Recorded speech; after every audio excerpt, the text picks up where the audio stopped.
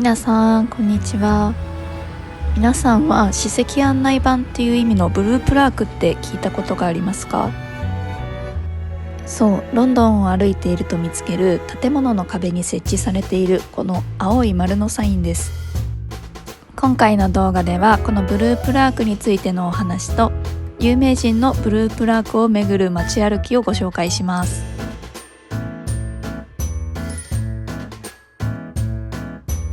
まずブループラークとは著名な人物が過去住んでいた家や歴史的な出来事が起こった場所に設置されている史跡案内板のことです。ロンドンにあるブループラークに関しては現在はイングリッシュヘリテージによって運営されていて、今はなんと約1000個存在するそうです。またブループラークに選定されるまでは私たちのような一般の方がまずイングリッシュヘリテージに対して対象の人をノミネートします。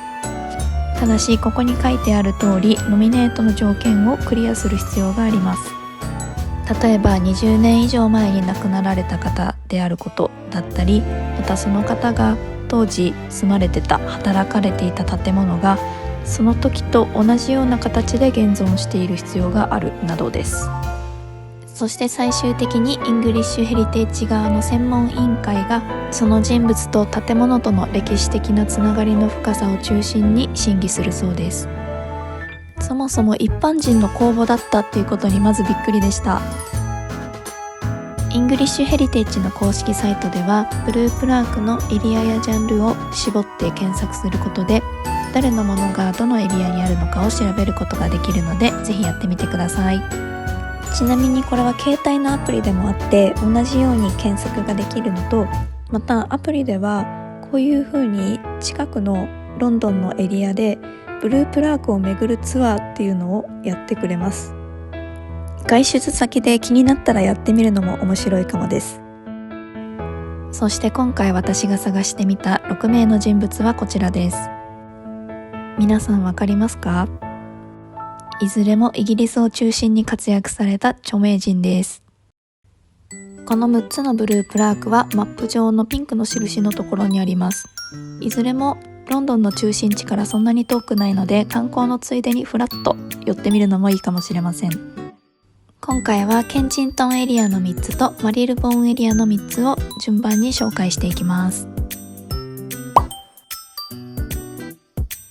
1人目はアルフレッド・ヒッチコックさん。この方はサスペンス映画やスリラー映画で有名ですよね。私は大学の授業でこのサイコっていう映画を見たんですが、怖すぎてこのヒッチコックさん自身がサイコなんじゃないかって思うぐらいにショッキングでした。2人目は誰もがご存知のダイアナさん。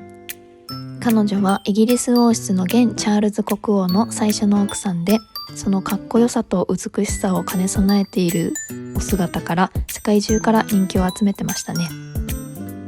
3人目はアガサ・クリスティさん。ミステリーの女王とも呼ばれたイギリスの推理作家で、このオリエント急行の殺人はとても有名ですよね。はい、では早速ケンジントンエリアのブループラークを探しに行きましょう。綺麗な住宅街ですね。ありました。ここのお家はヒッチコックさんがハリウッドに移る前の1926年から39年の間に住んでいたところです。まあこんな感じでブループラーク巡りは結構あっさりとしているものですが、こうやって見つけた時にちょっと嬉しいのと、またイギリスの社会や歴史に興味が持つようになるのがいいですね。ヒッチコックさんのお家から歩いて10分ほどダイアナさんのお家に到着です。ここはダイアナ妃がイギリス王室に入られる前、幼稚園の先生として働いていた頃に住まれていた家だそうです。このケンジントンエリアは高級住宅街で、ダイアナさんが昔よく通われていたイタリアンレストランもあるそうで、私は行ったことないので今度行ってみたいです。クリスティさんの家はちょっと遠いのでバス移動。ノッティングヒルのエリアに来ました。ここのパブはチャーチルアームスって言って、店内がチャーチルさんの写真とかでいっぱいで結構映えるのでおすすめです。アガサ・クリスティさんは家に対するパッションが強いらしくて、特にケンジントンやチェルシーエリアを好んでロンドン内でもかなりの回数引っ越しをされていたそうです。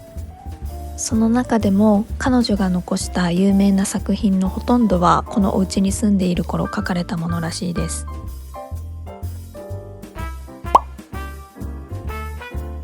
続きましてマリル・フォンエリアの1人目はシャーロック・ホームズさん。ブループラークに選ばれた方の中で唯一架空の人物です。お二人目はビートルズを立ち上げたリーダーのジョン・レノンさん。奥さんの小野陽子さんも有名ですよね。3人目は27歳という若さで惜しくも亡くなった有名ギタリストのジミー・ヘンドリックさん。ジミー・ヘンドリックさんは歯でギターを弾くなど結構ぶっ飛んだパフォーマンスでも有名でしたね。はい、では最初はベーカーストリート駅から出発です。駅から徒歩2分くらいのところにあるシャーロック・ホームズ博物館。ここに小説の中で住んでいた 221B と書かれたブループラークがあります。ちなみにここの博物館、いつも行列ができるほど観光客に大人気です。シャーロック・ホームズファンにはたまらないですね。ではお次はジョン・レノンさんの元に向かいます。その前に今日気温が1度ぐらいしかなくてめちゃめちゃ寒いのでお供のチャイラテをゲットします。ここはスウェーデンの商工会議所らしい。ありましたけど骨組み。ここは1968年だけという短い間ですが小野陽子さんと暮らしていたお家だそうです。ちなみにビートルズのメンバーが通っていたスタジオがあるアビーロードはここからバスで15分ぐらい行ったところにあります。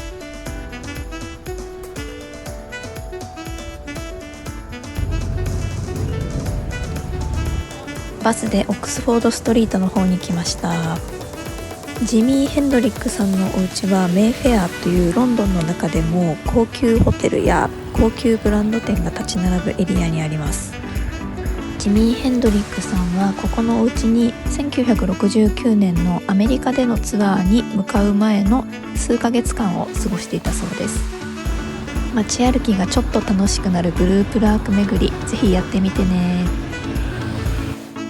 今回も最後まで見ていただきありがとうございました。よろしければいいねやコメント、チャンネル登録もよろしくお願いします。